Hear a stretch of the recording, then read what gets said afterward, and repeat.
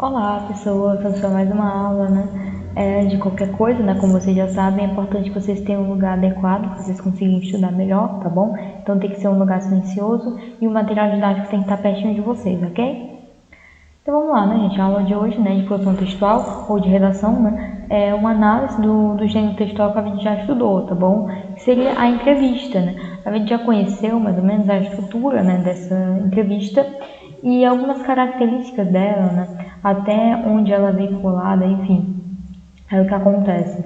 Eu vou colocar aqui uma entrevista agora, para vocês acompanharem comigo, tá? Aí a gente vai ler junto aqui. E aí a gente vai responder algumas questões sobre a entrevista, para a gente conseguir pegar aquelas características que a gente estudou lá atrás, e aplicar aqui nesse texto, tá bom? A gente conseguir reconhecer, esses elementos, ok? Vamos lá, Entrevista com o grafiteiro Espeto. Então me acompanhe, tá? Eu vou ler aqui e vocês vão ler daí, ok? Espeto é pioneiro na arte do grafite brasileiro, começando a praticar na década de 1980.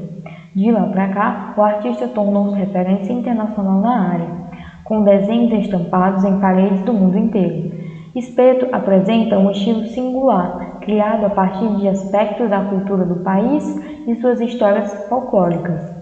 Sua arte já foi parte da identidade visual de marcas grandes como Coca-Cola e de clipes de músicos prestigiados como Beyoncé e o Rapa.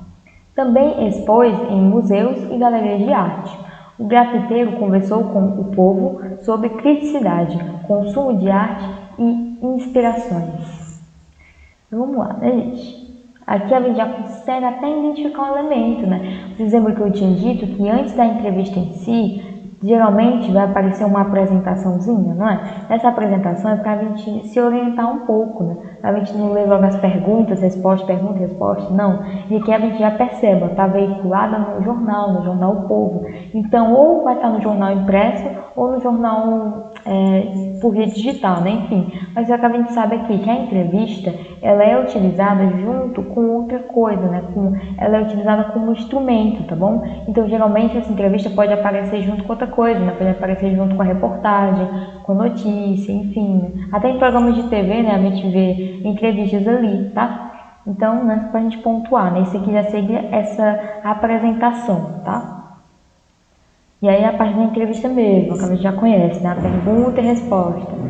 Aí esse OP, gente, é a abreviação, abreviação de quê? De o povo, tá bom? O povo. Geralmente é comum, tá? Ter essas abreviações. OP, conhecer as cidades que você grafita muda o que você tinha em mente para pintar? E aí ele responde, o Espeto. Normalmente, quando vou fazer uma história, um grafite, eu sempre estou observando as pessoas. Por exemplo, essa cadeira que tem um coqueiro me inspirou a incluir um coqueiro no desenho. Um dia, voltando pela orla, reparei que tem muita gente de óculos escuro, por isso vou colocar um óculos na personagem. Sempre vou colocando os elementos em que reparo. Diferente do que as pessoas pensam, fazer grafite requer uma disciplina rígida, que me deixa sem tempo de investigação e não gosto de fazer as coisas pela internet. Então estou toda hora observando. Em toda cidade que vou é assim. Aí o povo pergunta de novo, Um dos objetivos dessa edição do festival foi adentrar a periferia, fazer a conexão com quem não tem tanto acesso à arte.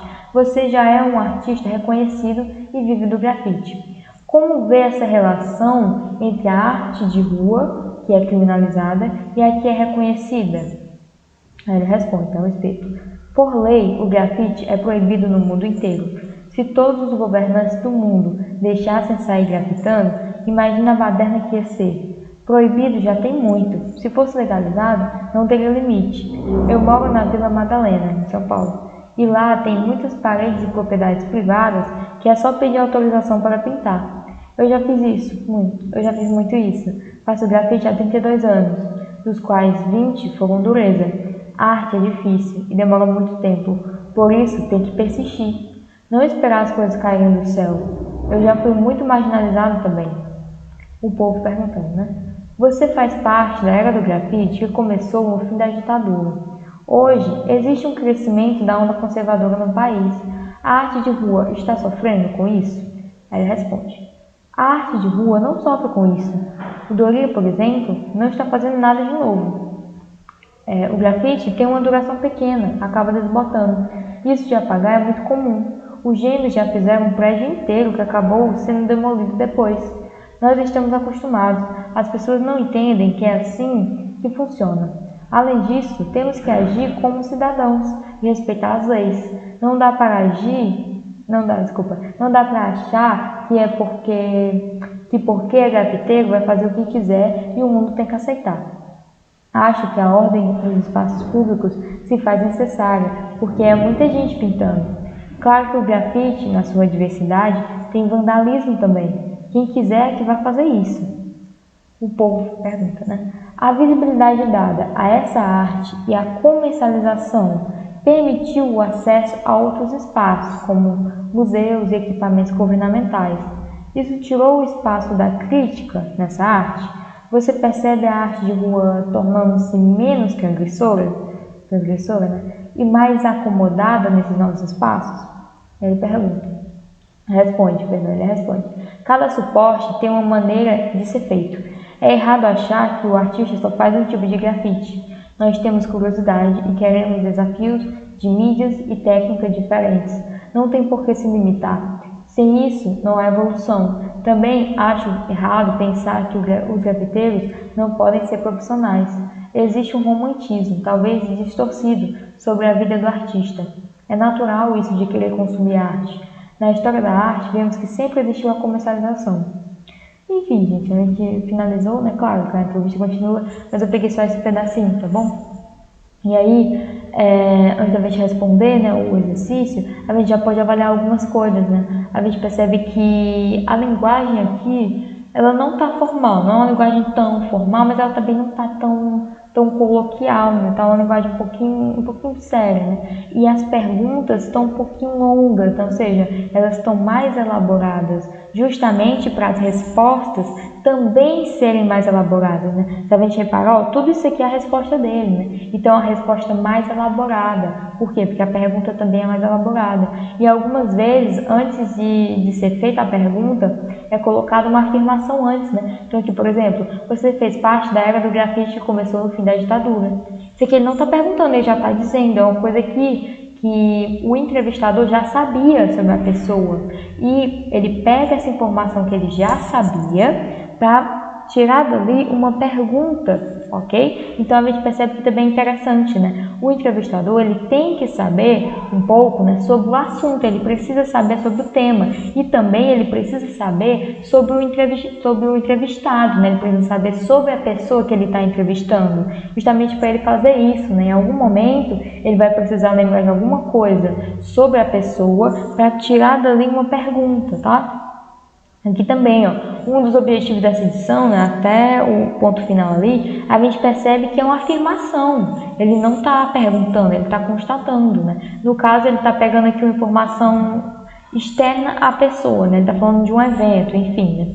E aí ele pegou essa ideia desse evento, que está relacionado com a pessoa, para tirar dali uma pergunta interessante, tá? Enfim, e aí a gente percebe que todas as respostas, todas as respostas aqui são bem elaboradas, né? São respostas maiores, as perguntas também, tá bom? Ok? Enfim, inclusive essa aqui, né? Ele faz duas perguntas juntas, né? Isso tirou o espaço da crítica nessa arte, enfim. É comum isso também, né? Comum não colocar só uma pergunta, colocar uma, duas, três, que tem a mesma ideia, né? Dentro de uma pergunta só, tá bom? Se a gente reparar aqui, ó, essas duas perguntas vão passar essa mesma ideia, né? Ele vai responder as duas com a resposta só, tá bom? Enfim, né? Vamos pro exercíciozinho, né? Quem é o entrevistado, né, gente? E quem é o entrevistador?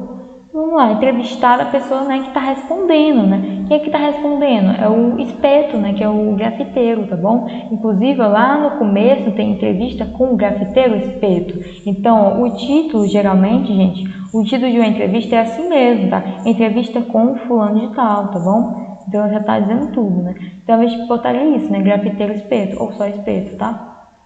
E o entrevistador, gente? O entrevistador é a revista O Povo, né, que eu tinha falado, o jornal O Povo, tá? Que seria o repórter, né, que trabalha no jornal que está perguntando, tá? Onde o texto está publicado? Gente, ele está publicado no jornal, né? Ou o jornal impresso, ou a versão online do jornal, né? Pode ser das duas formas, na verdade. Então, a gente vai dizer que é no jornal O Povo, tá bom?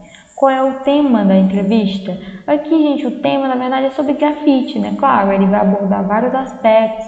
Ele vai falar do grafite como arte, vai falar da dificuldade do grafite, né? Até aqui, ó, logo no comecinho, ele também já diz isso, ele traz esses temas, né? Ó, lá na última frase aqui, o grafiteiro conversou com o povo sobre criticidade, consumo de arte e inspirações. A gente poderia colocar isso também, né? Mas o tema maior é o grafite, tá bom? Então, o grafite é o tema, e aí dentro desse tema eles vão abordando assuntos, tá? Assuntos menores, como a questão da crítica, a questão do consumo, né? Até o momento que ele fala aqui de arte marginalizada, enfim, falando da criminalização, né, dessa arte, né? Então, a gente tem vários pequenos assuntos dentro de um tema maior, tá bom? A que tipo de público a entrevista se destina? Aqui, gente, é interessante, né? Porque está se destinando a quem tem interesse sobre isso, né? Então, quem se interessa, né, por arte de maneira geral, ou arte mais urbana, né? Por grafite, ou então quem já conhece esse grafiteiro, né, o Espeto, tá bom? Ou pode ser o público geral, né? Se você comprar o jornal e estiver lendo o jornal, pode ser que a matéria esteja lá, tá bom?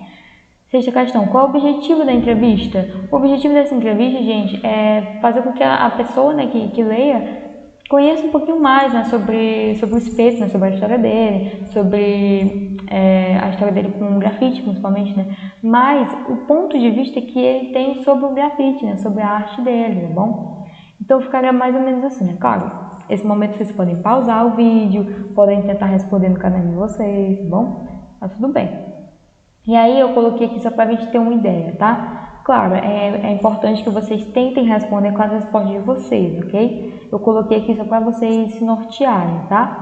Enfim, então, o entrevistado, né, o grafiteiro Espeto, que é o entrevistado ao jornal O Povo, onde está publicado no jornal, né? O tema da entrevista é o grafite e a quem se destina, quem se interessa, né, por arte urbana, por grafite, enfim.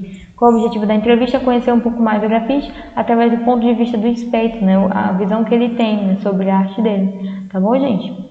Enfim, né? Espero que vocês tenham entendido, né? Se surgir alguma dúvida, vocês podem rever essa aula ou as outras aulas, né, no canal da escola. Acesse o site da escola para ter, né, acesso à informação que está lá. E também a agenda digital, tá bom? É importante que vocês continuem fazendo os exercícios, tá?